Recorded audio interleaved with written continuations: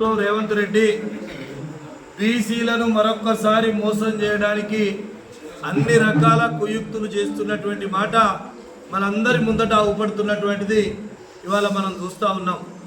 ఆనాడు కామారెడ్డిలో 42% చట్టబద్ధంగా నేను రిజర్వేషన్ ఇస్తా అని చెప్పి ఎన్నికలలో ఓట్లు వేయించుకొని బీసీల ఓట్లు వేయించుకున్నటువంటి కాంగ్రెస్ ప్రభుత్వం రేవంత్ రెడ్డి ఇవాళ అనేక అంశాలుగా దాన్ని అటు మార్చి ఏదో విధంగా బీసీలను మోసం చేసి మళ్ళీ ఎన్నికలలో ఇవాళ మరి అసెంబ్లీ తీర్మానం చేసినామని చెప్పి ఒక ఎత్తుగాడ.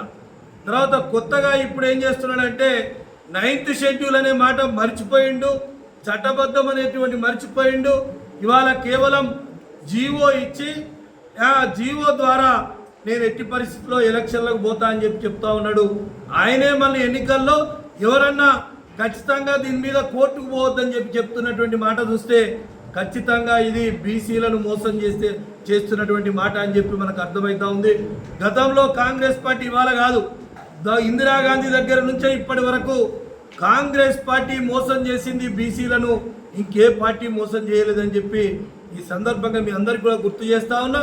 ఇప్పుడు కూడా రేవంత్ రెడ్డి మరొకసారి మోసం చేయాలని చెప్పి బీసీలను మరొకసారి వంచి ఏదో రిజర్వేషన్ల పేరుతోని నేను 42% జీవో ద్వారా నేను ఇస్తా అంటున్నాడు. కానీ బీఆర్ఎస్ పార్టీ తీవ్రంగా ఖండిస్తూ ఉంది.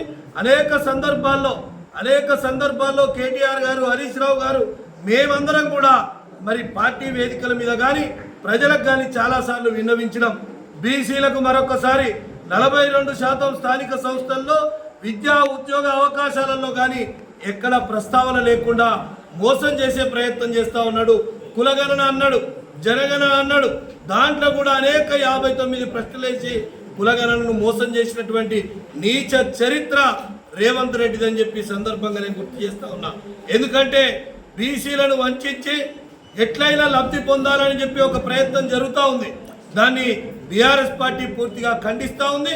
ఎందుకంటే బీసీలు ఆనాడు తెలంగాణ ఉద్యమంలో తెలంగాణ ఏ విధంగా రావాలని కోరుకుంటున్నారో ఇవాళ యావత్తు తెలంగాణ, యావత్తు భారతదేశం బలహీన వర్గాల నాయకత్వం రావాలి. బలహీన వర్గాలకు కేంద్ర రాష్ట్ర ప్రభుత్వాలలో, పార్లమెంట్లో, చట్టసభలలో, అదేవిధంగా స్థానిక సంస్థల్లో రిజర్వేషన్ బరాబరుగా దామాషా ప్రకారం రావాలని చెప్పి అందరి ప్రజలలో ఆకాంక్ష వెలువడతా ఉంది. ఖచ్చితంగా బీసీల మోసం చేసినటువంటి రేవంత్ రెడ్డిని రేపు స్థానిక సంస్థల్లో మేము పిలుపునిస్తూ ఉన్నాం. ఏదో 42% నేనేదో మరి నా పార్టీ పరంగా ఇస్తా అని మరొకసారి మోసం చేసే ప్రయత్నం చేస్తూ ఉన్నాడు.